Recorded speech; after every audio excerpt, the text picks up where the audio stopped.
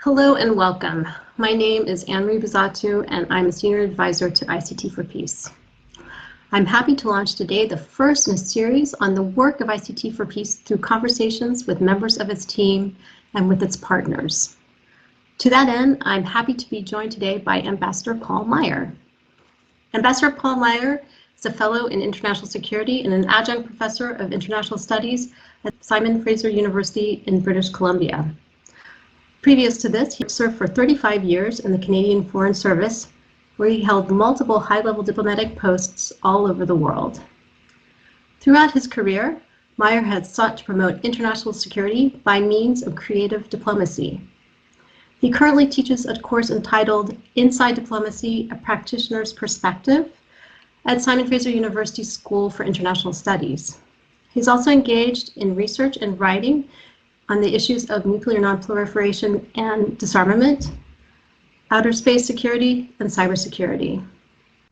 So it is with great pleasure that I welcome to this conversation Ambassador Paul Meyer. Well, thanks, Anne-Marie. Looking forward to our conversation. Thank you. Now, the first question I want to ask you is, what do you mean by creative diplomacy? Well, there's no special magic about that term. I just see it as being creative in the search for diplomatic solutions, being able to think outside of the box, and maybe by doing so to get out from the hole that could be dug if we are stuck in a rut in terms of our approaches. So I see this as incumbent on diplomats to be always searching for the effective approach and to be creative in that endeavor. And if I can cite an example, you won't be surprised that I have great respect for an earlier Canadian diplomat who went on to become both our foreign minister and ultimately our prime minister, and that is Lester Pearson.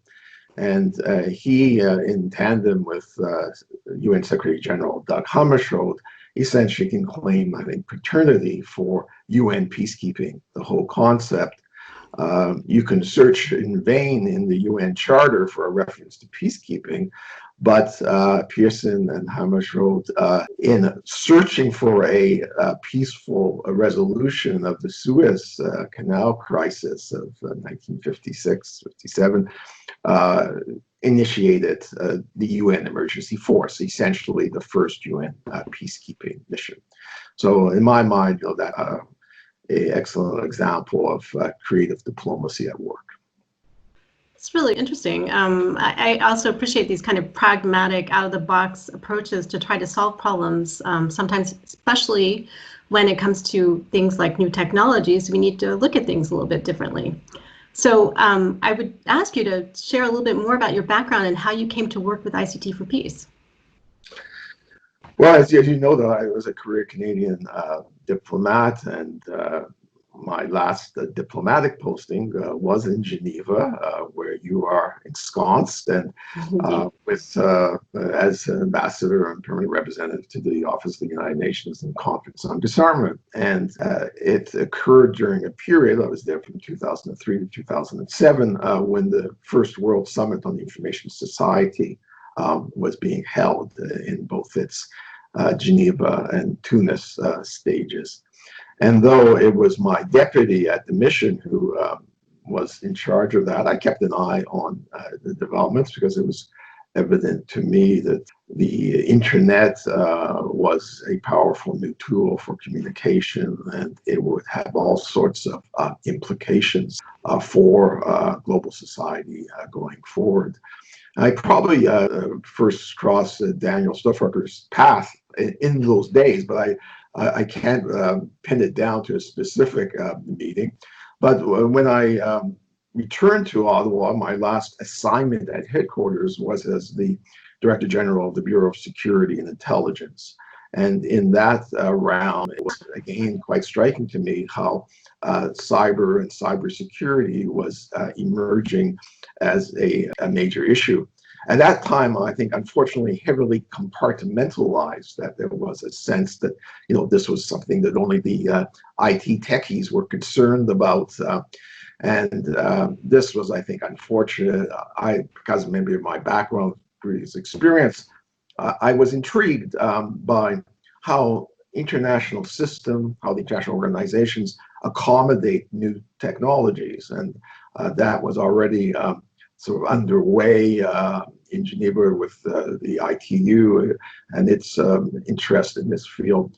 And it was evident again that we were dealing with something that would be transformative in terms of the technology and its implications. And before I retired from the foreign ministry in 2010, I was an advocate for developing a cyber foreign policy because I saw this as something that would be essential going forward.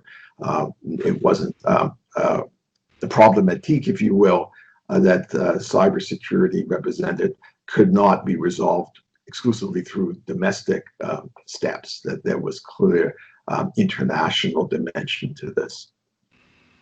So just as a little bit of a following question, in terms of the diplomatic discussions in the diplomatic sector, what kind of roles do you see and have you seen ICT4Peace playing, and what strengths do you think it can bring to these types of discussions?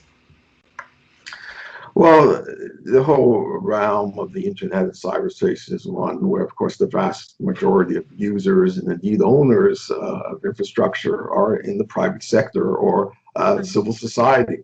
So as stakeholders in the future of this unique environment, ICT4Peace as an exemplary NGO clearly has a role to play in trying to influence states in their conduct in cyberspace. And this is not, of course, unique to ICT4Peace, but I think we have had limited civil society engagement for a long time on the cyber front, and it's beginning now to change, and I think that's positive. I think we've also seen the private sector, which of course has so much competence and resources to bring to bear, also in the sense of shaking off some of its deferential attitudes towards government to be more of an advocate. Indeed, we've had some enlightened states at certain times recognizing that it wasn't just, it was convenient, to look at the problem. It was only cyber terrorists or cyber criminals rather than the self-examination about the conduct of the states themselves. But we've had some early calls for, quote, norms for responsible state behavior in cyberspace. And that has been a sort of rallying point and one that does give, I think, a standing as well for those stakeholders to continue, in a sense, to press governments to indeed develop, and not just develop those norms, but to implement them in policy and practice. So what are the main projects that you have worked on, both for ICT4Peace and maybe outside, but relevant to this particular thematic? Well, as I say, the cyber security diplomacy element has been of interest for me just from my last years in the foreign service and then in the sort of new milieu of academia and working with an NGO. I've also been interested in outer space security for many years, and I see some parallels between these realms. Both are relatively new environments. I mean, in the sense of humankind exploitation or use of them, and they have potential, great potential, and we're increasingly reliant on outer space and cyberspace for our well-being and prosperity going forward. A significant difference is that outer space has a foundational treaty dating back to 1967 in the Outer Space Treaty that gives a special status. It's the province of all mankind in the language of the treaty. And the treaty said that use of outer space should be for peaceful purposes. And there were specific prohibitions about stationing of WMD in orbit or militarization of celestial bodies. So in a way, cyberspace is at a disadvantage in that, at least at this stage, it doesn't have a foundational treaty that sets out those kinds of norms, that normative framework, if you will. It's been in the process of development, but doesn't have that high standard that a legally binding treaty provides. And I suppose a long-term aim for me and the organization is to see, could we move eventually to a normative framework that also preserves cyberspace for peaceful purposes, rather than seeing it deformed and perverted in terms of offensive and aggressive action. Well, without getting too much into the weeds, this has been something that is an issue, I would say, in cybersecurity. The difficulty or near impossibility to agree an international legally binding document. At the same time, it does provide perhaps some opportunities for this creative diplomacy that you have been talking about. And I know that also ICT4Peace has been involved in some efforts along those lines. One of them is the call to governments to publicly commit to refrain from cyber operations against civilian critical infrastructure. Have you been involved with this? Can you speak a little bit to this call? Yes, indeed. I sort of penned most of it, and it reflected the fact that, importantly, among the 11 norms that the 2015 group of governmental experts on cybersecurity had agreed on was the non-targeting of critical infrastructure by cyber means on which the public depended. And immediately I felt that while all of the 11 norms were worthy, that this one was of preeminent importance because clearly there would be devastating consequences if critical infrastructure was undermined, compromised, manipulated, etc. So this was in a sense, a crucial, albeit not fully formed, consensus norm, and I thought it was imperative to try to reinforce it. And so that's how I developed this call on governments, basically to do well, two things. One is a public confirmation that they would abide by that norm in policy and practice. You have to remember that, of course, the GGEs were not fully representative. There was, I think, 20 members. They had consensus recommendations. There was a follow-up resolution that encouraged states to be guided in their activities. But that's not the same as a universal endorsement by states of these recommended norms. So I thought here's an excellent opportunity, in a sense, to press governments to publicly commit themselves to obeying and adhering to that norm at all times. And this was another sort of aspect to the call, because there had been, I think, some weasel wording going on that with certain groups of states that, yes, this would be a norm for peacetime. And this, in my mind, left too many loopholes. I mean, the whole sort of debate around when the threshold of armed conflict is actually reached, under which international humanitarian law kicks in, is a gray zone there. And I felt it was important with such a central core commitment to ensure that it was a blanket prohibition. We don't talk about don't use chemical weapons in peacetime. There's a blanket prohibition on chemical weapons, and I'd like to see in the development of normative behavior a similar comprehensive prohibition on targeting critical infrastructure.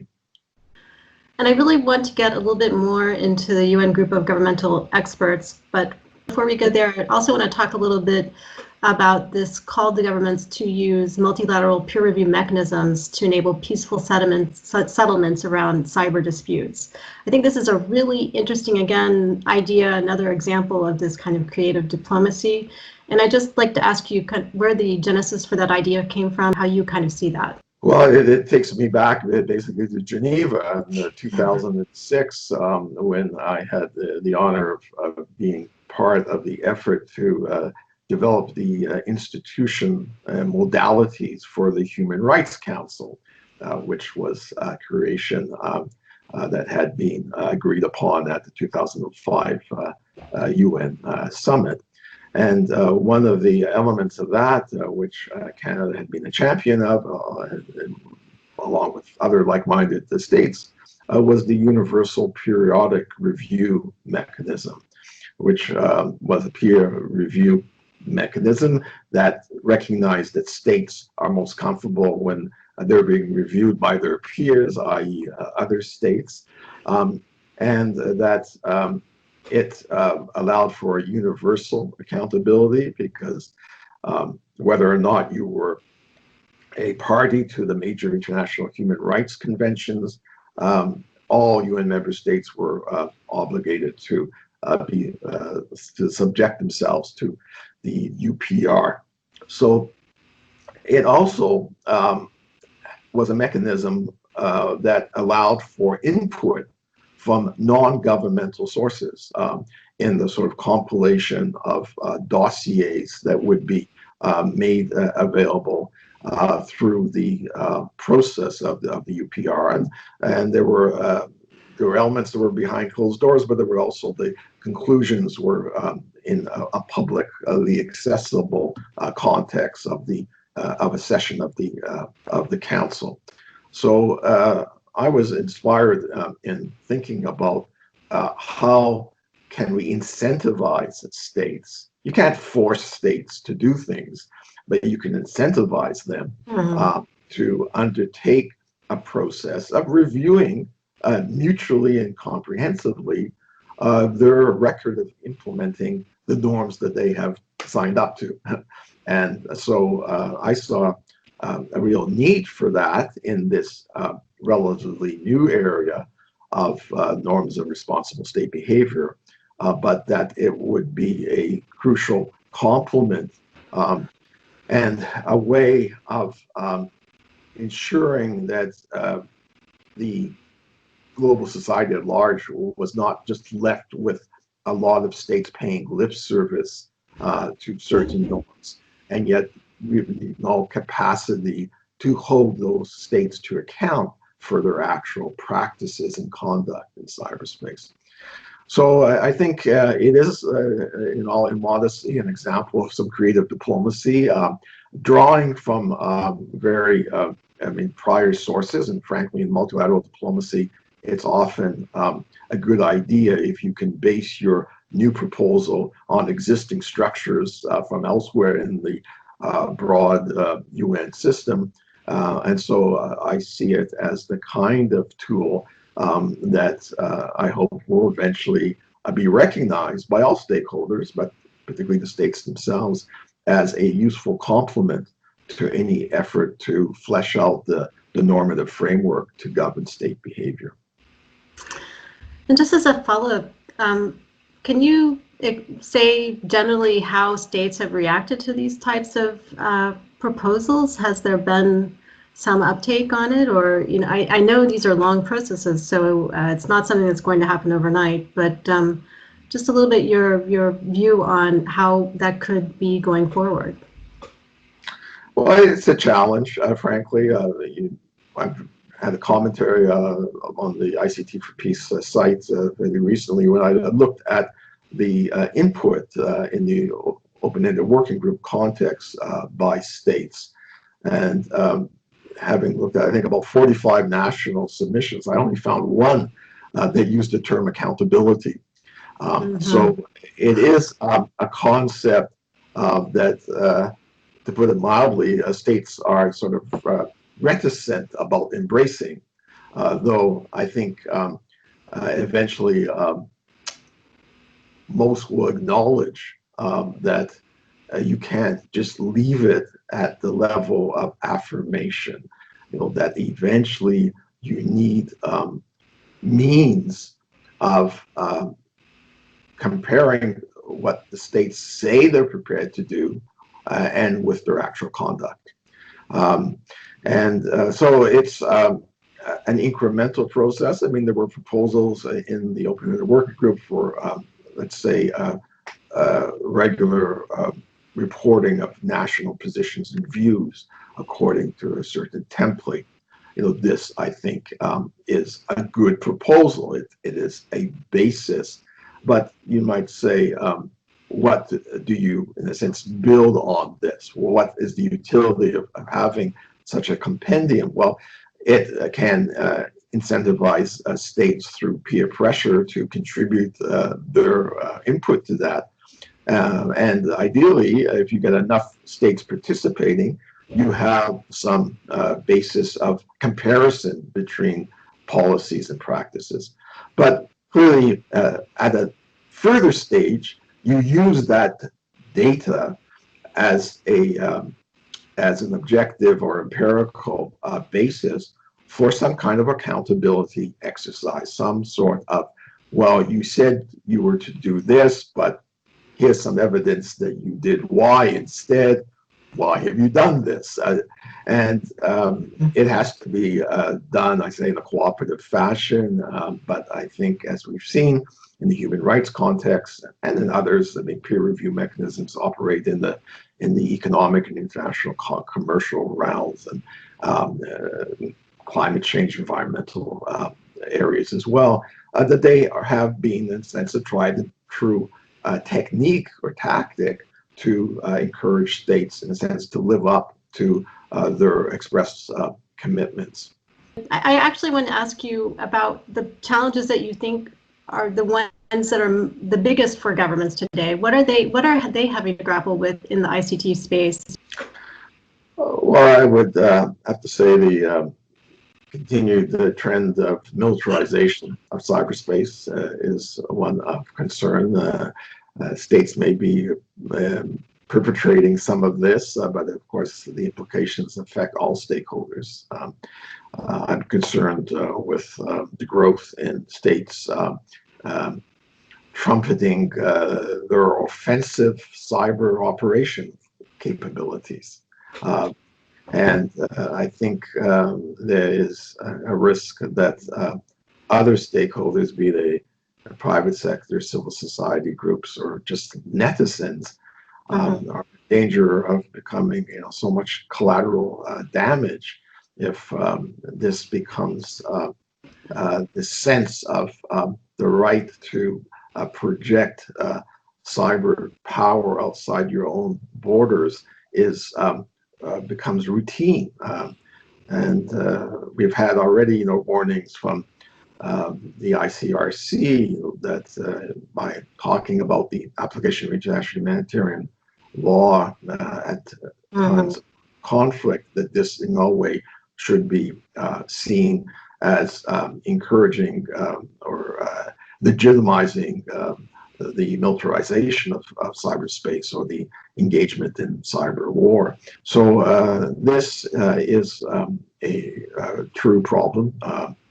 I think clearly we also have this, let's say, disconnect between what is happening in some of the diplomatic contexts, where we've had some positive developments in terms of the norms, the agreed norms from 2015, and efforts at further refining those on the one hand, and then actual activities by military and intelligence establishments on the other, which seem to be violating the very norm, for instance, the norm on not targeting critical infrastructure that the delegates have agreed to in the diplomatic context.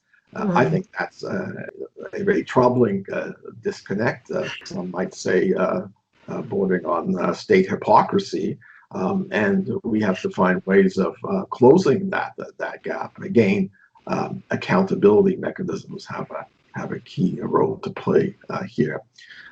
So those are areas I think we also have to acknowledge, though this is quite a tricky area, is disinformation or misinformation being spread. I mean, traditionally, international cybersecurity was looking at preserving the integrity of the network computer systems around the world, and not at the content. In fact, there seemed to be only the more authoritarian regimes in the world that were looking at so-called information security, that was seeing information itself as somehow a security threat. But we have to acknowledge with the growth of these kind of campaigns, and that open societies are particularly vulnerable to the effects. And in terms of countering this threat, it is a complex endeavor, which balances between the considerations of human rights and the right of privacy in particular, and then public safety and what is seen as the overall public good on the part of governments. There's not an easy answer here, but it definitely warrants our attention in a sense. I guess you might say one of the key future challenges, though it's already sort of with us, that the international community will have to try to grapple with. No, agreed. I do think that these types of issues, considerations, especially around misinformation, are poignant, especially when we are dealing with things like pandemics and other emergencies. To have good information is important, but on the other hand, to not quash people's abilities to express themselves. On kind of related, or I'd actually like to ask you to talk a little bit more about the UN Group of Governmental Experts, the UNGGE. There is this paper this report that came out in 2015 that is kind of a seminal, I would say, publication in the diplomatic and international communities, and certainly has normative value. If you just speak a little bit more about that for those who are not familiar with that paper. Sure. Well, I think we have to be conscious. There have been some successes, but the reality is cybersecurity, particularly in the context of international security, has been on the UN agenda for 22 years. So it hasn't exactly been a breakneck pace in terms of progress here. There have been, as you noted, 3 UN groups of governmental experts, which represent a mechanism for the UN to have a subset of states look at a certain issue and try to generate recommendations for state action in the context of the UN. And in each of the years 2010, 2013, and 2015, there were consensus reports. I should emphasize that these GGEs operate under a consensus rule. So if even one of the experts participating objects to a report being issued, no substantive report is issued. And that has happened on at least twice in the GGE context. But there have been these 3 consensus reports. 2015, as you know, there's something of an apogee for the elaboration of expected norms of state behavior, references to confidence building measures, to capacity building activities. And that has provided a certain floor, I hope not a ceiling, for what the international community can continue to do. That said, I'm not sure we've used the last few years in the most efficient or effective manner. In 2018, there was a basic bifurcation of the UN's effort. Up to now, it has all been focused on this GGE process. And in 2018, reflecting worsening geopolitical relationships among some influential powers, you basically had a split in the UN effort. So the traditional GGE was endorsed going forward. The current one is to report out in 2021.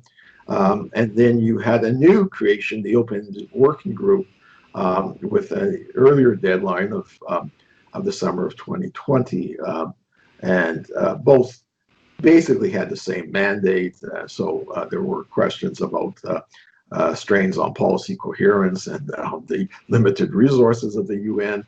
But everyone has tried to put the best face on the situation, and the two are proceeding, and under two very capable chairs, and they seem to be talking to one another. But I guess, important distinction is, as the name suggests, the open-ended working group is open to any interested state of the UN, and so many have directly participated in its deliberations.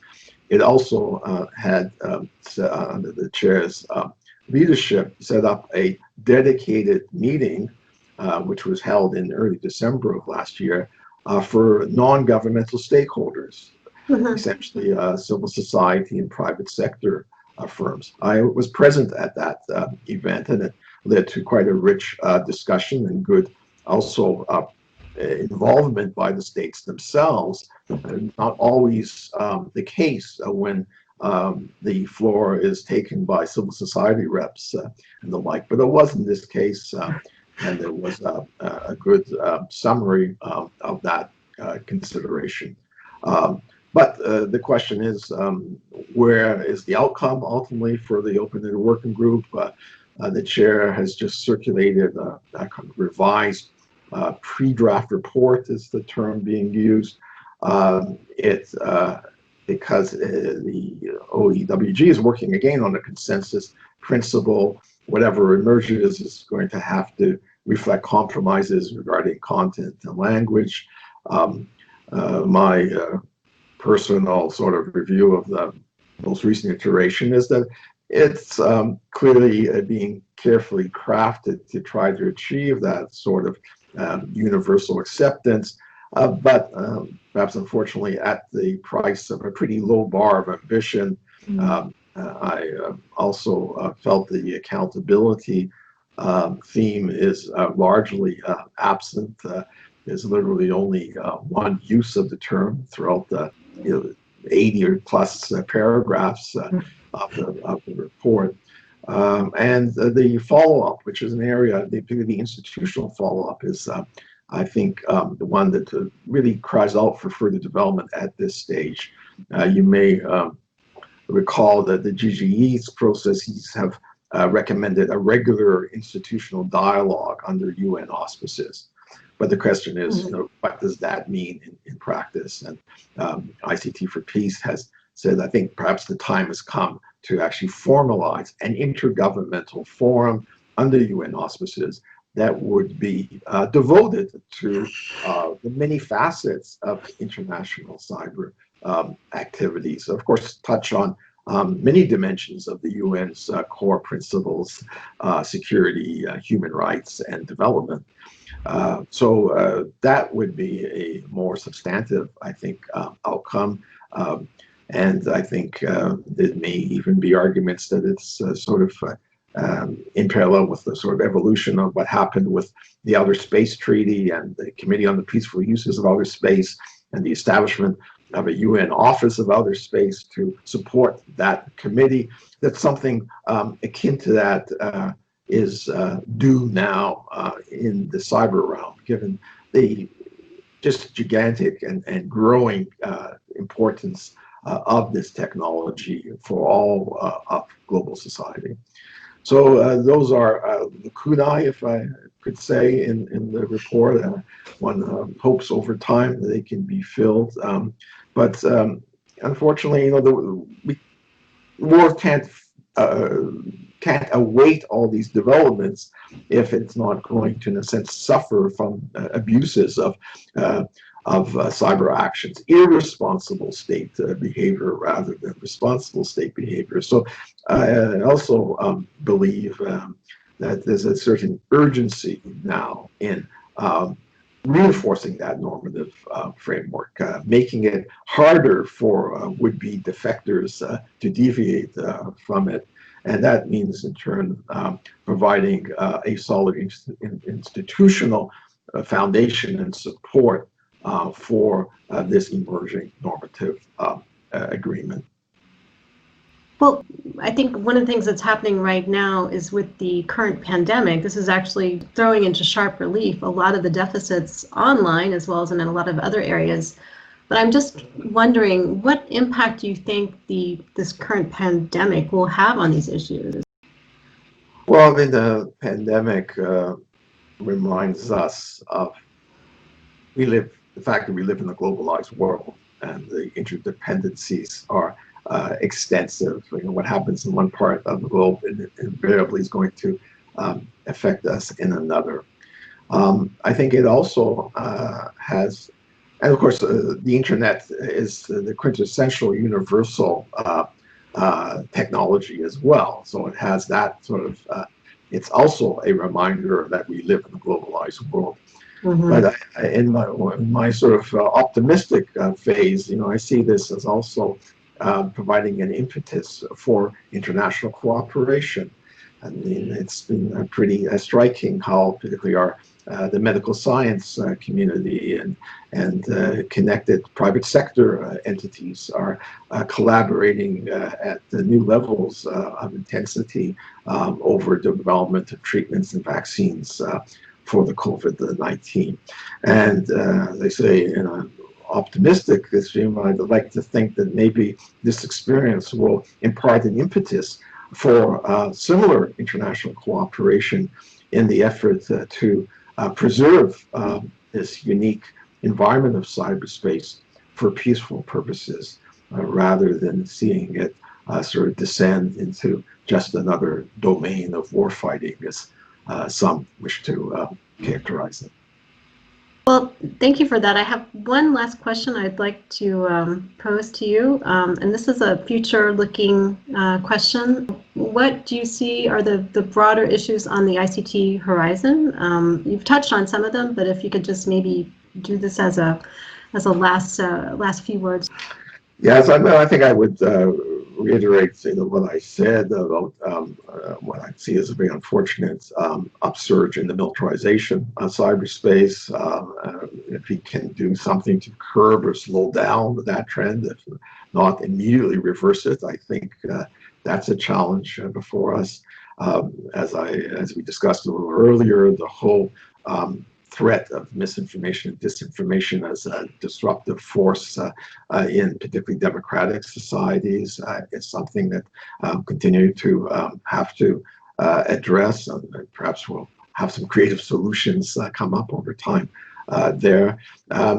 We have to remember that there's a human security dimension to all this, and human security can be imperiled through irresponsible state action, under the banner of national security, but it also can be threatened by efforts at disrupting the social fabric and promoting violence and ethnic hatred and other afflictions. So both of those elements, that there's a cyber dimension to them that we need, I think, to continue to keep in the forefront.